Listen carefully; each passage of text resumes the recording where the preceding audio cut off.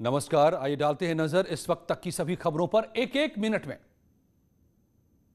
त्रिवेंद्र सिंह रावत ने उत्तराखंड के मुख्यमंत्री पद से इस्तीफा दे दिया है। उन्होंने राजभवन जाकर राज्यपाल बेबी रानी मौर्य से मुलाकात की और इस्तीफा सौंप दिया। इस इस्तीफे के साथ एक बात साफ हो गई है, अब तक जो उत्तराखंड रिकॉर्ड रहा है वो ये कि कोई भी मुख्यमंत्री 5 साल का कार्यकाल पूरा नहीं कर पाया और त्रिवेंद्र सिंह रावत भी इसी कड़ी में शामिल हो गए। उन्होंने 4 साल पूरे होने से पहले ही इस्तीफा दे दिया। इस दौरान त्रिवेंद्र सिंह रावत के साथ कई और नेता दिखाई दिए, जिनके साथ विधायक हरबंस कपूर, धन सिंह रावत, मुन्ना सिंह चौहान, महेंद्र भट्ट भी मौजूद रहे। इस सियासी हलचल के बीच एक बार फिर से बुधवार को बीजेपी विधायक दल की बैठक होगी, जिसमें सीएम के नाम पर फैसला लिया जाएगा। खबर है कि इस बार सीएम और एक डिप्टी सीएम के फॉर्मूले के साथ सरकार काम करेगी।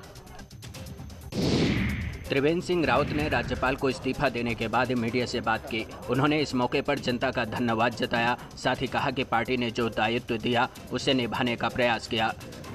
एक पार्टी के कार्यकर्ता को पार्टी ने इतना बड़ा सम्मान दिया और 4 साल मुझे सेवा करने का मौका दिया, तो ये कितना मौका मुझे दिया है, मैं प्रदेशवासियों का भी बहुत धन्यवाद करना चाहता हूं। दरअसल बीजेपी में विधायकों और कुछ मंत्रियों की नाराजगी के चलते त्रिवेंद्र सिंह रावत को अपने पद से इस्तीफा देना पड़ा। इन नेताओं की नाराजगी जाहिर करने के बाद त्रिवेंद्र सिंह रावत के मुख्यमंत्री बने रहने पर संकट जारी था, जिस पर अब फैसला हो गया। लेकिन कल कौन मुख्यमंत्री बनेगा, ये तस्वीर अब तक साफ नहीं हुई है। मुख्यमंत्री योगी आदित्यनाथ 2 दिवसीय बुंदेलखंड के दौरे पर हैं। इस दौरान जालन और ललितपुर का दौरा किया।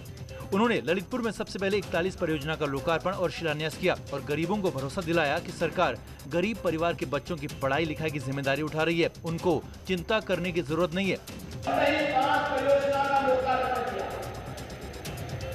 11 गाँवों को पेयजल के साथ-साथ 3,500 हेक्टेयर लैंड को सिंचाई की सुविधा इस परियोजना से मिलने वाली है। जबकि जालौन में बुंदेलखंड एक्सप्रेसवे के निर्माण कार्य का योगी ने निरीक्षण किया। उन्होंने कहा कि एक्सप्रेसवे के बनने से लोगों का सपना साकार होगा। इस काम को तेजी से पूरा करने की दिशा में सरकार लगातार काम कर रही है। वैसे सरकार बुंदेलखंड में पानी की समस्या से निजात दिलाने की दिशा में लगातार काम कर रही है। सीएम ने भरोसा दिलाया कि आने वाले समय में जल्दी इस समस्या से लोगों को निजात मिल जाएगी। योगी सरकार लगातार महिलाओं की सुरक्षा को लेकर काम कर रही है। सभी थानों में महिलाओं की शिकायतों को सुनने के लिए महिला हेल्प डेस्क खोली जा रही है। इस खास व्यवस्था को चलाने के लिए महिला कर्मचारियों की तैनाती भी की जा रही है, ताकि पीड़ित महिलाएं बेझिझक अपनी परेशानी महिला पुलिसकर्मियों के सामने रख सकें और अपनी पीड़ा बता सकें।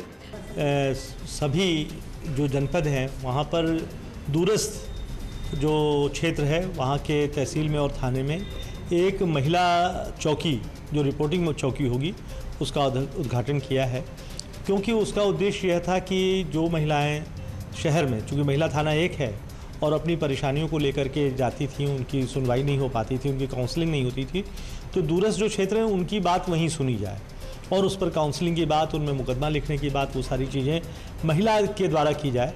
तो इसके लिए एक महिला रिपोर्टिंग चौकी की शुरुआत की गई है। वैसे योगी सरकार लगातार महिला सशक्तिकरण की दिशा में काम कर रही है। कई योजनाएं ऐसी चलाई जा रही हैं जिनकी मदद से महिलाओं को सशक्त बनाया जा सके। इसी कड़ी में आईजी रेंज कार्यालय प्रयागराज में साइबर क्राइम थाने की स्थापना की गई। उत्तर प्रदेश में मायावती के कार्यकाल में हुए चीनी मिल घोटाले में शक्ति बढ़ती जा रही है। इस मामले की जांच कर रही केंद्रीय जांच एजेंसी ईडी ने कई संपत्तियों को अपनी रिपोर्ट में अटैच किया। खबर है कि 1000 करोड़ से ज्यादा की संपत्तियों को अटैच करने का काम किया गया, जिसमें सहारनपुर से पूर्व एमएलसी मोहम्मद इकबाल की 7 संपत्तियां भी शामिल हैं। ये पूरा मामला पूर्व मुख्यमंत्री मायावती के कार्यकाल के वक्त का है, जब सरकार ने साल 2010 और 2011 के दौरान 11 चीनी मिलों को बेच दिया था। इस सौदे से केंद्र और राज्य सरकार को करीब 1,179,000 करोड़ रुपए का नुकसान होने का आरोप है। इसी मामले में ईडी लगातार अपनी जांच को आगे बढ़ा रही है और जो भी इस मामले में गुनहगार हैं, उनके खिलाफ लगातार शिकंजा कसा जा रहा है। मोहनलालगंज के बीजेपी सांसद कौशल किशोर के बेटे आयुष ने वीडियो जारी कर खुद को बेकसूर बताया है। आयुष ने अपनी पत्नी अंकिता सिंह और उसके परिवार वालों पर हनी ट्रैप में फंसाने का गंभीर आरोप लगाया है। मेरी जिंदगी नरक हो गई है और मैं आ रहा हूँ, लखनऊ आ रहा हूँ, मैं सरेंडर करूंगा। मैं जो करना हो आपको करिए। मैंने कोई गलत काम नहीं किया, मैंने खुद को गोली नहीं मरवाई। यदि उस दिन मैं घर के अंदर रहता तो मेरी हत्या हो जाती। बाहर में गया, मुझको खाने में नशा दिया गया था। 3 दिन लगातार मैं नशे में रहा। जब से मैं लखनऊ से बाहर निकला हूँ तब से मैं 3 दिन लगातार नशे में रहा। आयुष ने अपने ऊपर चली गोली को लेकर सफाई दी है। कहा है कि जो कुछ हुआ उसके पीछे मेरा हाथ नहीं है। दरअसल 2 मार्च को आयुष पर गोली चली थी। आयुष का आरोप है कि मेरी हत्या की साजिश रची गई। इसके पीछे पत्नी अंकिता का नाम सामने आ रहा है। फिलहाल पुलिस मामले की छानबीन में जुटी हुई है। ग्रेटर नोएडा के दादरी थाना क्षेत्र के NH 91 के पास एक सरिया लदा ओवरलोडेड ट्रक पलट गया। इस हादसे में एक की मौत हो गई जबकि 2 लोग जख्मी हो गए। लोगों को अस्पताल में भर्ती कराया गया है। इस दौरान हाईवे पर लंबा जाम लग गया जिसे बाद में खाली कराया गया। दूसरा हादसा हुआ बुलंदशहर में। थाना सिकंदराबाद इलाके में ट्रक और बस की टक्कर हो गई। इस हादसे में 12 से ज्यादा लोग जख्मी हो गए। इन्हें नजदीकी अस्पताल में भर्ती कराया गया। पुलिस के मुताबिक बस बुलंदशहर से कौशाम्बी जा रही थी और बस में सवार लोग ड्राइवर पर रफ्तार बढ़ाने का दबाव बना रहे थे। इसी दौरान बस के पीछे लगे एक ट्रक ने पीछे से टक्कर मार दी। इसी से हादसा हो गया। महोबा के शहर कोतवाली इलाके में दबंगों ने घर में घुसकर युवक की पिटाई की। इन तस्वीरों में देखिए किस तरह से लोग लात, घूसे और चप्पलों से युवक को पीट रहे हैं। खबर है कि पुरानी रंजिश की वजह से दबंग घर में पहले घुसे और फिर युवक के साथ मारपीट करने लगे, जिसकी तस्वीरें लोगों ने अपने कैमरे में कैद की। अब इन तस्वीरों के सामने आने के बाद पुलिस जांच की बात कह रही है और दोषियों के खिलाफ कार्रवाई का भरोसा दे रही है।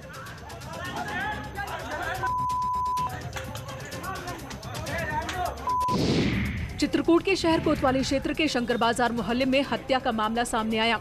आरोप है कि भाई ने बड़े भाई की हत्या कर दी। दरअसल शराब के नशे में धुत छोटा भाई बड़े भाई से बाइक की चाबी मांग रहा था, लेकिन बड़े भाई ने देने से इनकार कर दिया। गुस्साए आरोपी ने अपने ही भाई को गोली मार दी। छोटे भाई ने जो है बड़े भाई की हत्या कर दी। मृतक के पिता ने ये बताया कि छोटे भाई जो है शराब के नशे में था और गाड़ी की चाबी मांग रहा था। तो शराब के नशे में गाड़ी का चलाया जाना उचित नहीं था, इसलिए मना किया। बड़े भाई ने इसी खुन्नस में जो है अवैध असलहे से जो है अपने बड़े भाई की हत्या कर दी। इस समय पुलिस की टीमें सक्रिय कर दी गई हैं उसकी गिरफ्तारी के लिए और शीघ्र गिरफ्तारी की जाए। इस वारदात की सूचना मिलते ही पुलिस मौके पर पहुंची और पीड़ित परिवार से बात कर विवाद को समझने की कोशिश की। फिलहाल हत्या के बाद से ही आरोपी फरार है, जिसे गिरफ्तार करने के लिए लगातार दबिश दी जा रही है। योगी सरकार लगातार अपराधियों के खिलाफ ऑपरेशन क्लीन चला रही है और पुलिस प्रशासन ने क्राइम कंट्रोल करने के लिए अपराधियों के खिलाफ सख्त एक्शन लेने की छूट भी दे रखी है। यही कारण है कि आए दिन बदमाशों का एनकाउंटर करने की खबरें सामने आती रहती हैं। आगरा में दोहरे हत्याकांड में फरार चल रहे आरोपी को पुलिस ने मुठभेड़ के बाद गिरफ्तार किया है। दरअसल एक लड़की और उसकी मां की हत्या मामले में आरोपी फरार चल रहा था, जबकि बाराबंकी में भी पुलिस और बदमाशों के बीच मुठभेड़ देखने को मिली, जहां मॉर्फिन तस्कर को गिरफ्तार करने में कामयाबी मिली है। इस मुठभेड़ में एक पुलिसकर्मी भी घायल हुआ है, जिसे अस्पताल में भर्ती कराया गया है, जबकि एक आरोपी को गिरफ्तार किया गया है और दूसरा साथी फरार होने में कामयाब रहा है। अमरोहा में एक प्रॉपर्टी डीलर की हत्या करने का मामला सामने आया है। इस वारदात को अंजाम देने के बाद आरोपी मौके से फरार होने में कामयाब रहा है। फिलहाल पुलिस ने इस मामले में अज्ञात लोगों के खिलाफ FIR दर्ज की है। उनको वहाँ उनकी मोटरसाइकिल के पास उनकी डेड बॉडी मिली। प्रथम दृष्टिया देखकर लग रहा है कि उनको गोली से मारा गया है। हम लोगों ने जो आवश्यक कार्रवाई है बॉडी कब्जा में लेकर पोस्टमार्टम के लिए भेज दिया है। घर वालों ने कुछ लोगों पे शक जाहिर किया जिनसे पुराना प्रॉपर्टी का विवाद चल रहा था। उन लोगों के बैकग्राउंड हम लोग वेरीफाई करा रहे हैं। मुकदमा पंजीकृत करा दिया गया है और आगे हम लोगों ने टीम गठन करके इसमें अनावरण के लिए प्रयास कर रहे हैं।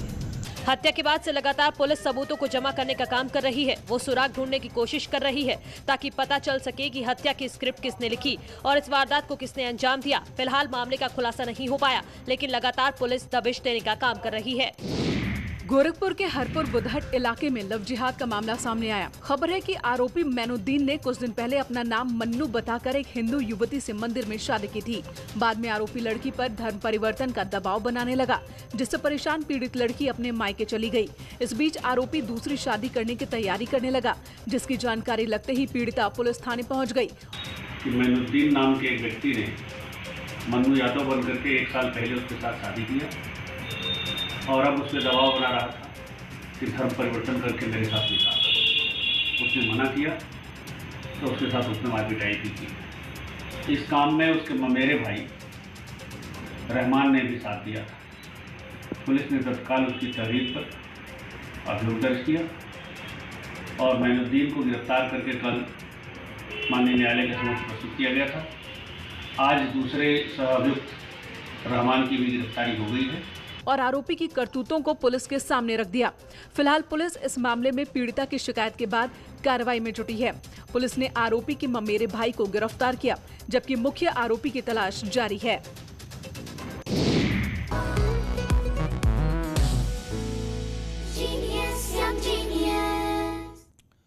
एक जीनियस की पहचान छोटी उम्र से ही हो जाती है। इन्होंने अपना कमाल छोटी उम्र से ही दिखाना शुरू कर दिया। नेटवर्क 18 के इस खास पहल में ऐसे ही कुछ जीनियस से आपको रूबरू कराएंगे। बायजूस यंग जीनियस में पिछले हफ्ते आप मिले 10 साल के बांसुरी वादक अनिर्बन राय से और आविष्कारक शौर्य भसीन से।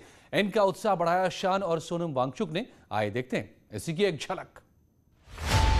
मैं हूं आनंद नरसिम्हन, आपका होस्ट, आपका साथी और इस अनोखे सफर में आपका सूत्रधार।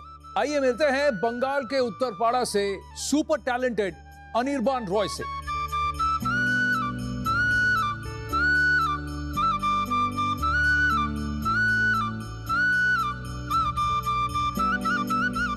अनिर्बान, दिन में आप कितने घंटे का रियाज करते हैं? मॉर्निंग में 4 घंटा और इवनिंग में 2 घंटा। तो हार्ड वर्क के बगैर जीनियस मुझे लगता है कोई भी है।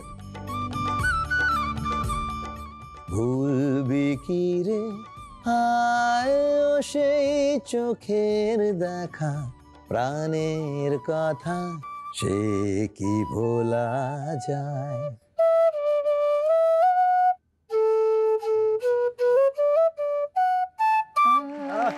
क्या बात! I have a workshop which I like to call my DNT lab, Design and Technology. क्या क्या बनाया है आप? मैंने बहुत चीज़ें बनाए हैं, जैसे कि हमारे पास ये UV किलर है, मैंने एक एयर प्योरीफायर भी बनाया है और एक स्टिक फॉर द ब्लाइंड भी बनाया है। और हमने ब्लाइंड स्कूल को वादा करा है कि जब पूरा हो जाएगा और मैन्युफैक्चर होएगा तब हम उन्हें फ्री में सारे स्टिक्स देंगे ताकि वो खुश हो जाए। बहुत बढ़िया, बहुत बढ़िया, बहुत बढ़िया।